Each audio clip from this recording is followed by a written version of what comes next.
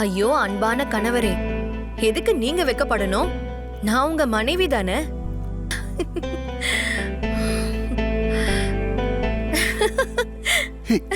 நீ என்ன பண்ணிட்டு இருக்க? ராகினி, இங்க பாருங்க, நீங்க இங்க இருந்து போக கூடாது. ராகினி, ராகினி நீ என்ன பண்ற? சொல்றத கேளு. ராகினி, ராகினி நான் சொல்றத கேளு. நான் என்ன பண்ணுவேன் சொல்லு. நானும் முடிஞ்ச அளவுக்கு முயற்சி பண்றேன் தான். ஆனா ஒரு கட்டத்துக்கு மேல என்னால முடியல. நான் என்ன பண்றது? போய் டாக்டரை பார்க்கலாம்ல. ஒரு டாக்டரை பாருங்க. நானும் உங்ககிட்ட எத்தனை தடவை சொல்றேன். ஆனா போக மாட்டீங்க. ஏன்னா உங்களுக்கு டாக்டர்னா அவ்வளோ பயம். பயம் டாக்டர் மேல கிடையாது, மக்கள் மேலதான். அவங்க என்ன கேலி செஞ்சு அவமானப்படுத்தினா என்ன பண்றது? உன் பலவீனத்தை நீ யார்கிட்டயும் சொல்ல மாட்ட.